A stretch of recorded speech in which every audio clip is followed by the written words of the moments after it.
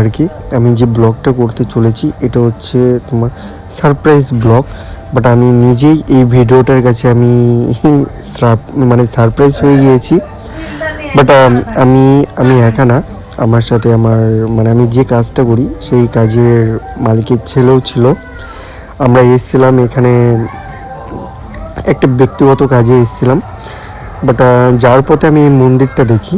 এই মন্দিরটা দেখে আমার সত্যি মানে এতটা ভালো লেগেছিলো, দেখার জন্য খুবই আগ্রহী ছিলাম, কিন্তু হাতে সময় থাকার না কারণে আমরা দেখতে পাইনি।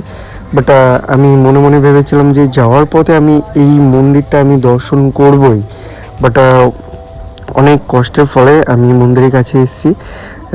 দেখো এই জায়গাটা খুবই অসাধারণ একটা জায়গা। আর এখানে মানে যে জায়গাটা গাড়িটা আর কি মানে দাঁড়ালো, এই যে মন্দিরটা দেখছো, এই মন্দিরটা মানে চালু হয়েছে 3 বছর হয়েছে। আমি এই জায়গাতে ফার্স্ট টাইম এসেছি।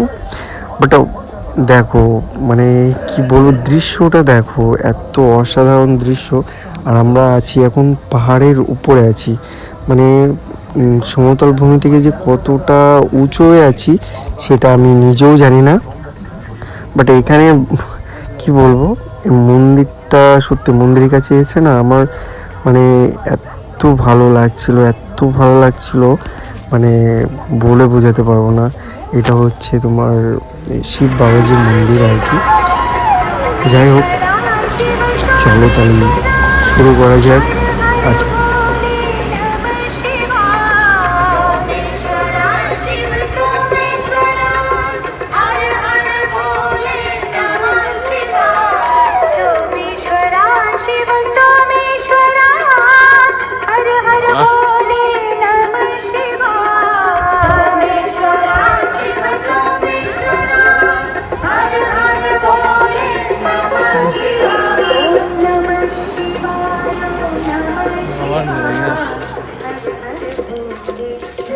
Proceed to the route.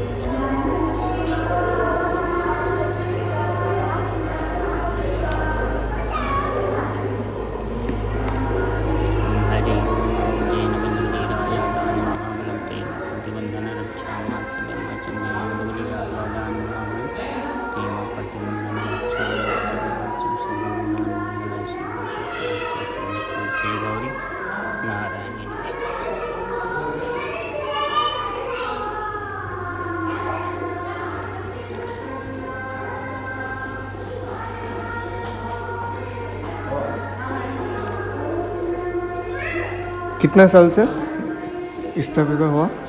3 साल हो गए। 3 साल? हाँ। 3 साल? 3 साल हो गए। 30? 3 साल 30? 3 साल 3।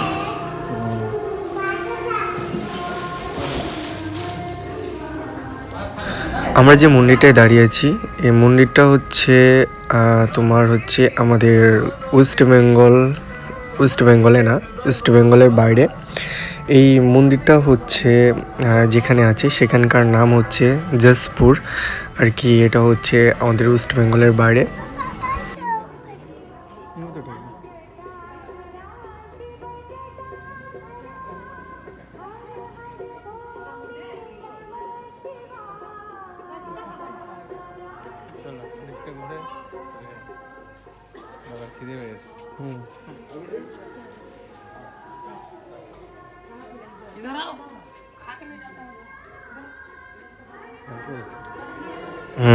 যাই হোক ফ্রেন্ডস, অনেকটা ভিডিওটা দেখালাম, বাট এখন আমাদেরকে চলে যেতে হবে, কিছু করার নেই। কারণ যেখানে আছি সেখান থেকে আমাদের ওয়েস্ট বেঙ্গল অনেকটা ডিস্টেন্স এবং অনেকটা দূরে।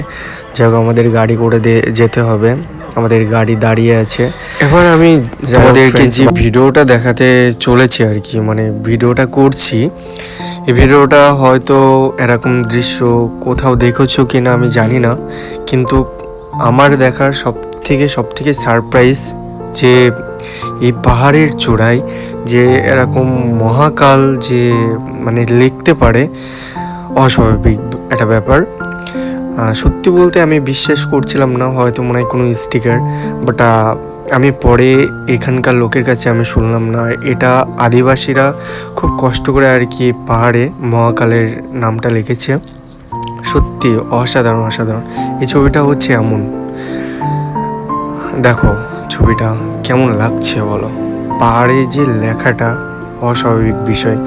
আর পাহাড় তো একটু প্লেন না, সব জায়গায় মানে উঁচু নিচু আছে, তাও এতটা সুন্দর যে লিখতে পারে, সত্যি অসাধারণ।